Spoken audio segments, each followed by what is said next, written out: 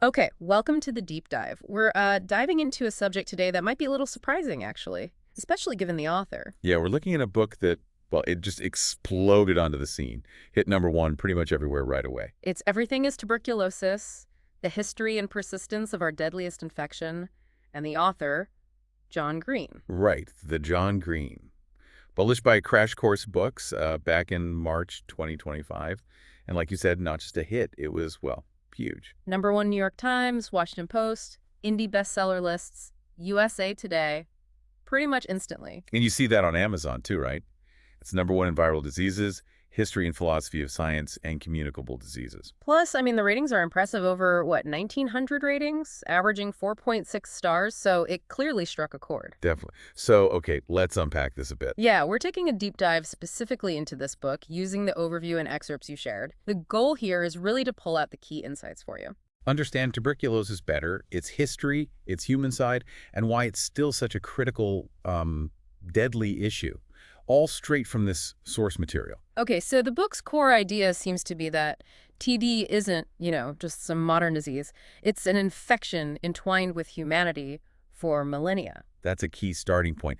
And what's really fascinating is how the book apparently traces its perception over time. How we viewed it is shifted dramatically. Exactly. It apparently went from being almost weirdly romanticized, like Mhm. centuries ago, seen as a malady of poets. Sort of associated with sensitivity, artistic types, Yeah, which is bizarre to think about now. totally. Because the modern view, the one the book really focuses on, is completely different. Starkly different, yeah. It's framed now mostly as a disease of poverty, one that follows paths of injustice and inequity. And the book argues that shift in understanding is just crucial. Which leads us to, well, the really shocking part the book emphasizes. Despite being preventable and curable, we have the medicine. Yeah, we know how to treat it, but it's still the deadliest infectious disease globally. Killing over 1 million people every single year. Preventable, ain't curable, yet the deadliest. Okay, so this is where it gets really interesting according to the source material. The book doesn't just state that fact, it digs into the why. Right, and it connects directly back to those themes you mentioned: injustice, inequity. The science is there, the drugs exist, but it seems like systemic barriers, access problems, poverty, they stop us from actually ending it. Which naturally raises the question, Yeah. why John Green, the famous novelist? Why this book? The source material points to something very personal, a specific motivation. Ah, right. It mentions a friendship he formed, was it 2019, with a young TB patient, Henry Ryder. Yeah, at Laka Government Hospital in Sierra Leone. In that connection, that friendship with Henry, it seems like that was really pivotal for him. Absolutely. The overview suggests it basically turned him into a major advocate. Using his platform, right. Mm. Pushing for better TB treatment access, more awareness about healthcare inequality. He even tells Henry's story in the book and serves on the board of Partners in Health, spoke at the UN. That makes sense. It provides, like the source says, the deeply human story. It makes this huge abstract crisis feel personal through Henry's experience.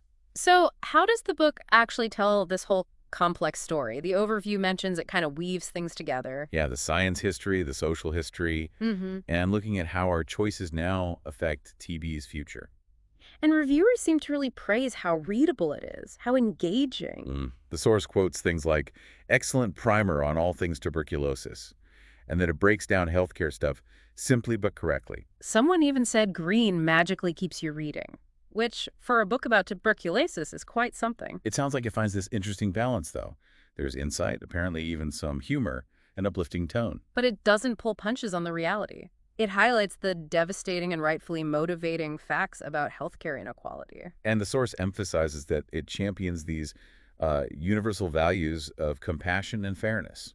That tough mix, uplifting but devastating, comes through really strongly in a customer review the source mentions. Someone shared their own story.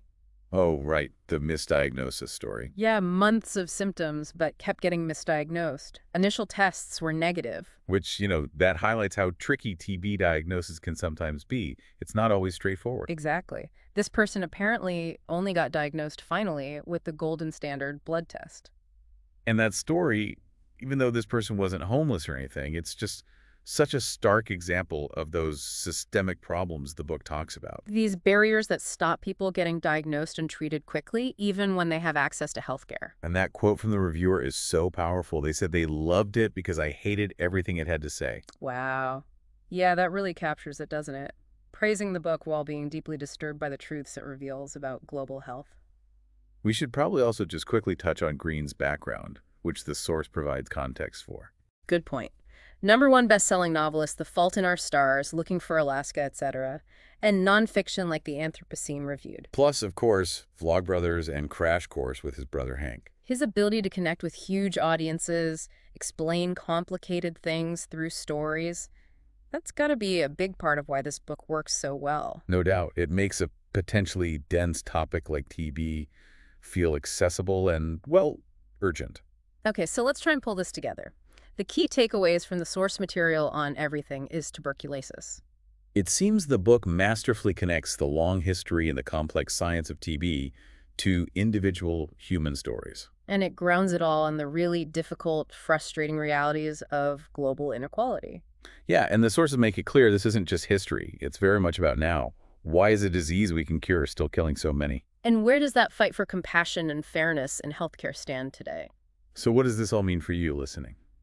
Well, here's something to think about, pulled straight from the essence of the source material we looked at.